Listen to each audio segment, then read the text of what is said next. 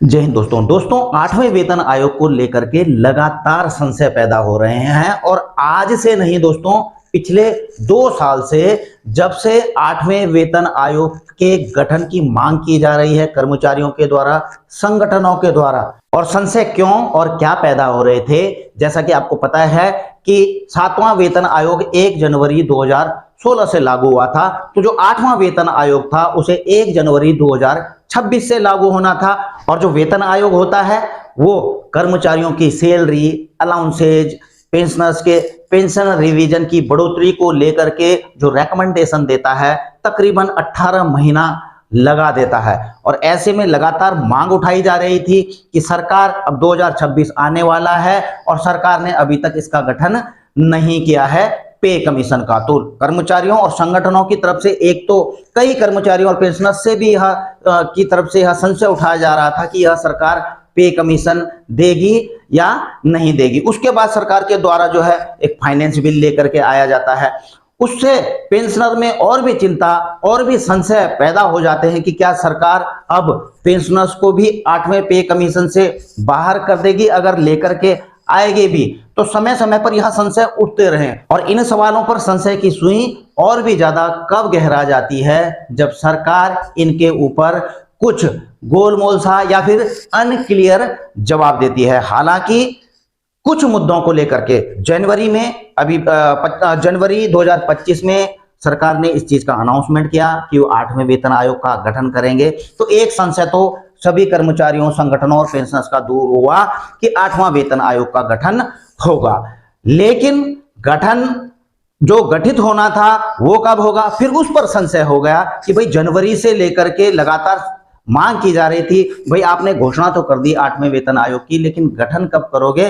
तो सरकार इस पर भी कि समय आने पर कर देंगे, समय आने पर कर देंगे, और अब जाकर के नवंबर में इस चीज का गठन कर दिया गया। तो दूसरा संशय यहां पर। लेकिन जो टर्म्स ऑफ रेफरेंस निकाले गए उसमें भी कई संशय पैदा हो गए, जो उसमें वर्ड्स इस्तेमाल किए गए थे। एक तो पेंशनर्स को वहां पर जो है पेंशनर्स का वहां पर मेंशन नहीं किया गया था कि पेंशन रिवीजन भी होगी। तो एक तो पेंशनर्स के दिमाग में जो है यह चिंता हो गई कि क्या पेंशनर्स का भी बढ़ेगा, रिवीजन होगा या नहीं होगा। फिर इस पर कुछ और मांगे भी उठती रही दोस्तों। और मांगे क्या उठती रही कि भाई डीए डीआर जो है इसके साथ मर्ज किया जाएगा या नहीं किया जाएगा। हालांकि दोस्तों इस चीज को लेकर के सरकार ने अभी कुछ दिन पहले, आपको पता ही है, लोकसभा में यह क्लियर कर दी थी कि हाँ जी पेंशन रिवीजन भी होगा। हालांकि इसको टर्म्स ऑफ रेफरेंस में रिवीजन ऑफ पेंशन के नाम से कोई मेंशन नहीं था। तो ये चीज तो एक क्लियर कर दी गई, तो पेंशनर्स में खुशी की लहर दौड़ गई। दूसरा डीएडीआर पर आपको पता ही है कि मर्ज करने को लेकर सरकार ने कहा है कि अभी इसके ऊपर हम कोई विचार नहीं कर रहे हैं। लेकिन दोस्तों अगर 8वां वेतन आयोग इसकी रिकमेंडेशन करता है तो सरकार इसके ऊपर सोच विचार कर सकती है। और अब दोस्तों हाल ही में कुछ और संशय गहरा गए हैं। जैसा कि आपको पता ही है, हम सब, आप सभी, सबको पता है कि 1 जनवरी हर 10 साल के बाद पे कमीशन रिवीजन होता है। चाहे 5वां था 1 जनवरी 96 से हुआ, 6वां पे कमीशन 1 जनवरी 2006 से हुआ, 7वां 1 जनवरी 2016 से हुआ, तो 8वां ऑब्वियसली 1 जनवरी 2026 से होना चाहिए। लेकिन इसको टर्म्स ऑफ रेफरेंस में मेंशन नहीं किया गया था कि 1 जनवरी 2000। तो इस चीज को लेकर अब लगातार संसद में सेशन चल रहे हैं, तो उसमें सवाल उठाए जा रहे हैं। अब उठाए जा रहे हैं तो कुछ चीजों को तो सरकार बिल्कुल सीधा जवाब दे रही है, जैसे कि पेंशन पे कहा कि हम क्लियर, हाँ जी हम इसका रिवीजन भी करेंगे। लेकिन जब अब यह सवाल पूछा गया है कि हाँ ये तो ठीक है, लेकिन आप जो है इसको लागू कब से करने जा रहे हैं, क्या 1 जनवरी 26 से ही लागू करने जा रहे हैं।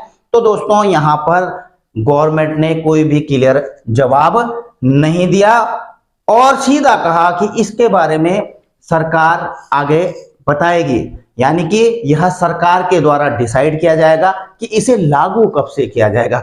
तो क्या इसका मतलब यह है कि यह 1 जनवरी 2026 से नहीं लागू होगा? कि ऐसा तो नहीं कि बाद 2027 के अंत तक कहीं पे कमीशन अपनी रिपोर्ट दे रहा है, उसके बाद जैसे ही सरकार इसको जो है कैबिनेट में मंजूरी देगी तो लागू भी उस दिन से कर दिया जाएगा। तो ऐसा तो नहीं। तो इस चीज पे दोस्तों गवर्नमेंट ने थोड़ा सा, और इसके फंड को लेकर के भी दोस्तों, जो बजट को लेकर के कि जब पूछा गया कि जो अगला साल आ रहा है फाइनेंशियल ईयर, तो 26-27 में क्या इसके लिए सरकार बजट एलोकेट करने जा रही है, तो इसको लेकर के भी दोस्तों सरकार ने किस प्रकार से जवाब दिया है। और हाँ, जो ईसीएचएस, जो डिफेंस फोर्सेज के जो हमारे पेंशनर्स हैं, देख लेना, ईसीएचएस ने भी दोस्तों कुछ चेतावनी जारी की है, एडवाइजरी जारी की है पेंशनर्स के लिए, बेनिफिशियरीज के लिए। इसके बाद वो भी बता दूंगा मैं, ठीक है। लेकिन अभी पहले वेतन आयोग की बात कर लेते हैं। 8 दिसंबर को पूछा गया था दोस्तों लोकसभा में, ठीक है ना, वित्त मंत्री जी से पूछा गया था कि क्या सरकार 1 जनवरी 2026 से 8वां वेतन आयोग को लागू करने का है, यदि हाँ तो ब्यौरा दें, ठीक है, क्योंकि टर्म्स ऑफ रेफरेंस में था नहीं क्लियर लिखा हुआ। अब अगला सवाल क्या था कि 8वें वेतन आयोग के विचारार्थ टर्म्स ऑफ जो टीओआर है उसको अंतिम रूप दे दिया है, जिसे केंद्र सरकार के कर्मचारियों वेतन भोगियों और पेंशन के संशोधन होगा, और यदि हाँ तो तत्संबंधी क्या अभी टर्म्स ऑफ रेफरेंस में कुछ चेंजमेंट होना है कि उसमें अलग से मेंशन किया जाएगा कि हाँ वेतन और पेंशन में और भत्तों में संशोधन होगा, कुछ ऐसा है, ठीक है, ये भी पूछा था। और क्या सरकार 2026-27 के बजट में 8वें वेतन आयोग को लागू करने के लिए बजट या धनराशि आवंटित करने का है, तो यदि है तो इसका ब्यौरा दें, और इस संबंध में कार्रवाई क्या कर रही सरकार, और सरकार खजाने पर कुल कितना व्यय होने की संभावना है, इस चीज को भी दोस्तों पूछा गया है। हालांकि 1-2 सवाल और हैं, ठीक है ना, लेकिन मैं अभी इसी चीज 2 चीजों पर मुख्य बात करूंगा। और इसको, ये सारे जितने भी सवाल पूछे गए थे, सरकार ने जो है क से लेकर च तक जो है एक ही बार में जवाब दे दिया। और जवाब भी आप देख लीजिए दोस्तों कि 8वें वेतन आयोग का गठन पहले ही कर दिया गया है, यह तो सबको पता है। 8वें वेतन केंद्रीय वेतन आयोग से विचारार्थ विषयों यानी कि जो टर्म्स ऑफ रेफरेंस है को दिनांक 3 नवंबर को वित्त मंत्रालय के संकल्प के माध्यम से अधिसूचित भी कर दिया गया है, यानी कि फाइनल हो गया हो। केंद्र सरकार के कर्मचारियों की संख्या 50.14 लाख और पेंशन भोगियों की संख्या 69 लाख है, यानी कि पेंशन भोगी और कर्मचारियों का पेंशन रिवीजन होना है, इतनों का रिवीजन होना है। 8वें केंद्रीय वेतन आयोग के लागू होने की तारीख का निर्णय सरकार द्वारा लिया जाएगा, ये क्लियर कहा गया है दोस्तों लोकसभा में, कि अभी मतलब अभी तक यह क्लियर नहीं है कि यह 1 जनवरी 2026 से ही लागू होगा, ठीक है ना।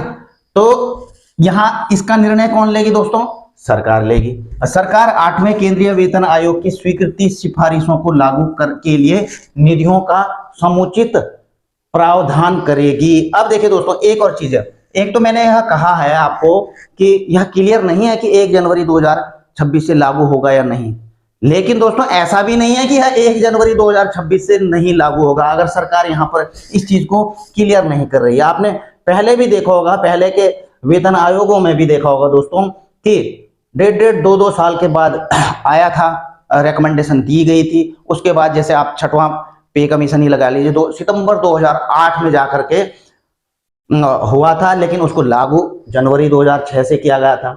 16 वाला भी दोस्तों 17 के लास्ट में हुआ था, जहां तक मुझे याद है, ठीक है ना, 17 के लास्ट या मिड में हुआ होगा, लेकिन उसको लागू 16 से ही किया गया था। और पिछली हिस्ट्रियां भी देखो दोस्तों तो सबको जनवरी से ही लागू किया गया था 10 साल के बाद में। तो दोस्तों मेरा जो पर्सनल ओपिनियन है वो तो ये है कि 1 जनवरी 2026 से ही इसे लागू किया जाएगा, जिस प्रकार से पहले चला आ रहा है। आप भी अपनी राय दे सकते हैं, अपना ओपिनियन दे सकते हैं। और दूसरा दोस्तों, यहां पर बात की गई है बजट की। बजट के लिए दोस्तों सरकार ने यह कहा है कि कब करेंगे, 26-27 में पूछा गया था कि भाई इस 26-27 के बजट में जो मार्च में आएगा तो इसमें आप रखोगे कि नहीं रखोगे। तो इन्होंने सीधा जवाब दे दिया है कि भैया जब सिफारिशें की जाएंगी पे कमीशन के द्वारा, हम उनको स्वीकृत करेंगे, एनालाइज करेंगे भाई कितना खर्चा आएगा, उसके बाद ही बजट अनाउंस किया जाएगा। अब उसकी व्यवस्था की जाएगी। तो इस चीज को भी क्लियर नहीं है कि इस वाले फाइनेंशियल ईयर में कर रहे हैं, क्यों, क्योंकि आप खुद लगा लीजिए 18 महीने का तो समय दिया है पे कमीशन को कि भाई आप अपनी रिपोर्ट सौंपे। नवंबर में जो है नवंबर को जो है आयोग को गठित किया गया है। अब खुद लगा लीजिए नवंबर से लेकर नवंबर 26 तक तो आपका 12 महीना हुआ। उसके बाद मई 2027 तक आपका 18 महीना हुआ। 2-3 महीने गवर्नमेंट भी लगा देगी, है ना। तो कुल मिलाकर के 27 के अंत या सन 27 के मिड में जो जाकर के इसकी सिफारिश से लागू की जाएगी, मतलब सरकार के द्वारा उसको स्वीकृत किया जाएगा। तो 27 के अंत या मिड तक ये सारा काम होना है। तो गवर्नमेंट को भी पता है कि इस वाले और उस समय जो है 2027 और 28 का बजट, तो 2027-28 के बजट में दोस्तों ये जो राशि है इसको स्वीकृत किया जा सकता है, इसके लिए रख सकती है। उससे पहले सरकार को जरूरत ही नहीं पड़ेगी। हाँ, इसका एरियर भी कैलकुलेट किया जाएगा कि हाँ भाई इतना एरियर है, तो उस हिसाब से बजट की व्यवस्था की जाएगी 27-28 के बजट में। तो इस बजट में तो दोस्तों मुझे कहीं भी नहीं दिख रहा है, और सरकार ने इस चीज को क्लियर कह भी दिया है कि जब सिफारिशों को स्वीकृत किया जाएगा तो उस समय देखा जाएगा कि भाई कितनी जरूरत है, ठीक है ना। तो कुल मिलाकर के दोस्तों ये बात निकल करके आ रही है, ठीक है। अच्छा, दूसरा जो ईसीएचएस के बेनिफिशियरी है दोस्तों, ईसीएचएस ने यह एडवाइजरी जारी की है सबके लिए, preventing inadvertent disclosure of personally identifiable information and other sensitive data. ECHS, जी बिल्कुल दोस्तों, यह चेतावनी है, एक एडवाइजरी है सभी बेनिफिशियरी के लिए कि ये काम मत कर देना। क्या काम मत कर देना? कि जैसा कि आपको पता ही है, जो कई यहाँ पर इनका कहना है कि कई आजकल सब सोशल मीडिया पर रहते हैं, देखते रहते हैं, हाँ जी इलाज के बेनिफिशियरी, इलाज कहाँ पर, क्योंकि ऐड आते रहते हैं यहाँ पर आपको सस्ता इलाज मिलेगा। जो ईसीएचएस हैं उनको भी हम ईसीएचएस के वो हैं उनको भी हम बेनिफिट देते हैं, ये देते, कई आते हैं दोस्तों आजकल। तो ऐसी जगहों में दोस्तों इनका कहना है कि अपने डेटा अपलोड मत कर देना, कि अपनी पूरी मेडिकल हिस्ट्री जो आपकी किताब में है, सारी मेडिकल हिस्ट्री रिपोर्ट्स वगैरह आपने यहाँ अपलोड कर दी, जा करके ईसीएचएस का कार्ड वहां पर जाकर के अपलोड कर दिया, ठीक है ना। तो ऐसे काम मत कर देना, अपना पूरा पर्सनल डेटा आपने वहां पर अपलोड कर दिया। तो ऐसे में थ्रेट क्या है ईसीएचएस बेनिफिशियरी को? एक तो उसके मेडिकल डॉक्यूमेंट जो भी होते हैं दोस्तों, एक रिस्क है, आपको पता ही है, एक मेडिकल हिस्ट्री आपकी पर्सनल वो रहती है और वो पब्लिकली जा सकती है, उसका कोई गलत फायदा उठा सकता है आपकी मेडिकल हिस्ट्री का, including misuse of personal data, आपका पर्सनल डेटा का भी मिसयूज किया जा सकता है। Identity theft and unauthorised use of health information by third party, किसी के द्वारा आपके हेल्थ का जो है गलत, जो हेल्थ इंफॉर्मेशन है उसका गलत इस्तेमाल किया जा सकता है, ठीक है। और साइबर क्रिमिनल और unauthorised entities may collect such data for fraudulent activities including the creation of fake profile। वो आपका डेटा चला गया, उसका फेक प्रोफाइल बना करके आपको जो है आपकी मेडिकल इंफॉर्मेशन के तौर पे आपको कुछ भी ब्लैकमेल भी कर सकते हैं, कुछ भी कर सकते हैं दोस्तों। इसलिए ऐसा काम मत करना। जो ईसीएचएस से होता है केवल ईसीएचएस से ही करवाइए।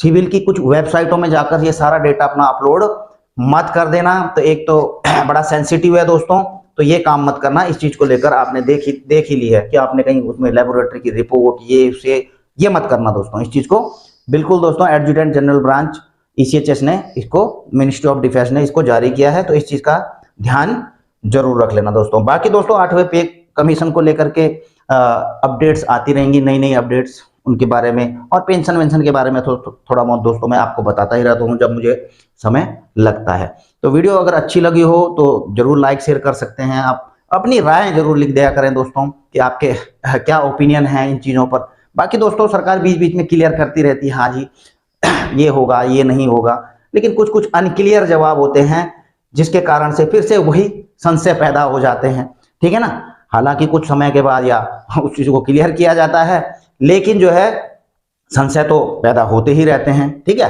तो लगातार इसके लिए संगठनों को लगातार आवाज उठाती रहनी चाहिए, लेटरबाजी चलती रहनी चाहिए, ताकि सरकार मतलब ढीला नहीं पड़ना चाहिए। ऐसा ना हो कि कोई रिएक्शन नहीं आ रहा है और सरकार बाद में जो है वो काम कर दे रही है। अगर रिएक्शन लगातार नहीं आए, अगर रिएक्शन नहीं देंगे संगठन, कर्मचारी, पेंशनर, तो सरकार बोलेगी चलो यार इनको कोई फर्क नहीं पड़ता, 26 की जगह 27 से कर लो लागू। मैं एक बात बोल रहा हूँ, ठीक है ना। इसलिए ये आवाजें उठती रहनी चाहिए, संगठनों के द्वारा लेटरबाजी चलती रहनी चाहिए।